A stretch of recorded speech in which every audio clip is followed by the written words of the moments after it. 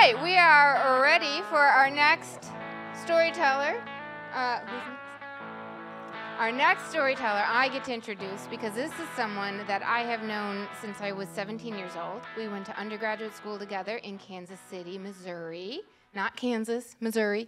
And we were both painters. Turns out then we fell in love with two fellows from the North Shore who ended up going to New Trier together, though they didn't know each other. Some time passed, we had some children, and then we said we were going to get divorced from those fellows, but we remained friends. So let me introduce you to Ellen Greene. Thank you, Amy. Hi, my name's Ellen. I'm an artist, an art therapist in training, and now I guess I'm a storyteller because I was never that before tonight. So this is my first time standing up in front of an audience and telling a story. Thank you. But I knew I had to do this because I believe in stories so deeply in the work that I do with people recovering from addiction. Stories are what can bring people back from the edge, and stories can heal us in expected and unexpected ways. And this is the story of my first slow dance that seems to continue to be really relevant in my life, even though I'm creeping up on 50. So it begins in 1988 in Cleveland, Ohio. I'm 13 years old. Oh, hey, well, you might know some people in this story. I'm 13 years old. I'm in Cleveland from Kansas, where I was born and raised, just for a year for my dad to train at the Cleveland Clinic. So I was kind of in this like effervescent new world, but I knew that it wouldn't last. So I kind of thought I was going to really remake myself. I'm, middle school, 7th grade. And I come to Cleveland and I'm just in culture shock. Everyone talks different, everyone dresses different. I just don't know what to do with myself. And I quickly learned the lingo. I learned the dress code: Guess jeans, frosted lipstick, Sebago loafers, not Bass, and no socks, right? And big curled sprayed hair. That was the kind of tribal gear. So I adopted that. I started to learn the ways of Cleveland. But my peers seemed so sophisticated in romance and partnership. They were like hooking up and dating. Where back home, like, kids were a little slower on the farm, I guess. And I didn't know how to talk to boys. I had no clue. Even though I started to kind of walk the walk, I was like, no, I don't know how to do that. But I did have a crush. And his name was Michael, and he sat in front of me in math class, and I just stared holes in the back of his head, just wishing and praying. I mean, that was my approach to boys and dating, was obsession and wishful thinking. And every once in a while, he would turn to give me a paper, and I would catch eyes and just like turn red and turn into a puddle in my chair, like I couldn't talk.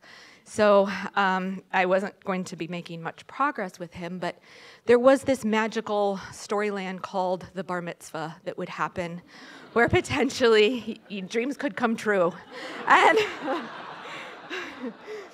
the old teen movie heroine trope where I was madly in love, but he didn't even know my name, could, vanish in an instant, and he would know your name, and he would pick you up in that Corvette.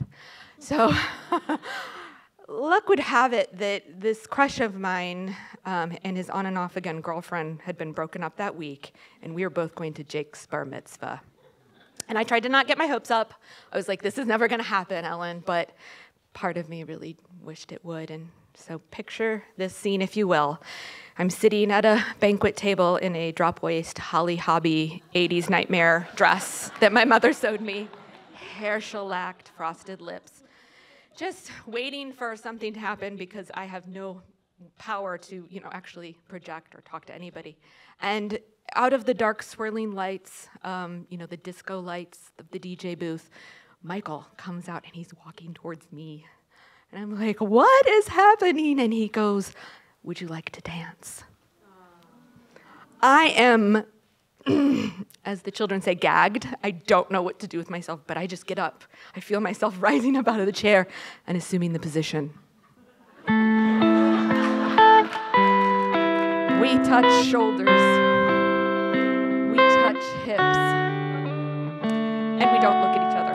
No. We look at each other's ears, and we just kind of peripheral vision it. as we slow dance. And that music is right on cue because that is the song we started slow dancing to. So ladies and gentlemen, for those of you who don't know this song, it is Stairway to Heaven by Led Zeppelin. And I had never heard it before, and because I didn't have any older brothers that smoked pot back in Kansas. And so I just thought it was like this really romantic, sensual fairy rock song that my beloved Michael and I were going to dance to, and then at the end there would be a kiss. But for those of you who don't know about Led Zeppelin's Stairway to Heaven, it is an 8-minute long, excruciating ballad of some sort that then at the 6-minute mark breaks into face-melting rock jams. And Michael and I are locked in to this romantic rocking, maybe twisting in a circle lightly, but not really moving much more than that. And the guitar riff starts to build, and the drums crescendo. And I don't know how much more I can take because I've been just waiting for that kiss and the song to end and us to get married and have children and the romance to begin. And it's not happening. What's happening is the tension is building, the light show switches to aggressive beams just shooting down at us. And as Robert Plant's voice moans and croons very suggestively, all of the boys who didn't ask girls to dance began leaping in onto the dance floor, throwing devil horns and headbanging around us as we continue to slow dance. So now we are in a mosh pit of pubescent Hesher boys really throwing down at the peak moments of Stairway to Heaven. And I'm dying inside.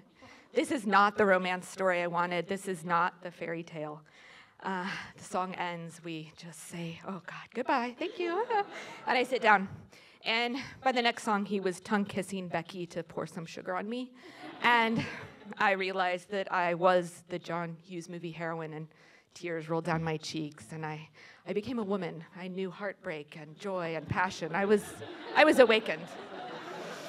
So I would pull that story out at appropriate times when people needed an awkward story, because a lot of my first-time stories are not appropriate for group occasions. But this story kind of goes deep. Fast forward 30 years later, I'm divorced. Thank you, Amy. I love that tie-in. And I'm Facebook friending all my old boyfriends, as one does after divorce. And I'm like, let's go deep. Let's go back to Michael. I want to know if he remembers this night that changed everything for me. And I do. And he's like, oh, hey, like, thank you. That's a great story. I don't remember you. I don't remember that. And I was like, that's all right. And he goes, but you know what? I'm actually newly divorced, and shit's going sideways for me. I got a drinking problem. I got no money. I'm trying to be a stand-up comic still in Cleveland, and this is, actually kind of made my day, this story that one time you thought I was the shit. And I was like, yeah, Michael, thanks. I'm glad that story helped you. I was not getting the redemption I wanted, but I was noticing maybe there was something deeper in the story, and he goes, so we just danced right through it? And I was like, yeah, Michael, we just danced right through it. We didn't stop. And he goes, I guess that's just kind of how life is sometimes. And I was like, oh, yeah, Michael, that's what we got to do. We got to just keep dancing through it no matter what. And we kind of signed off, and we never spoke about it again, but it just reminded me how sometimes we get lost and found again. And this story wasn't about me getting love and all the cash and prizes. It was holding on to the story until a friend needed it 30 years later. And that's why I believe in this, so thank you.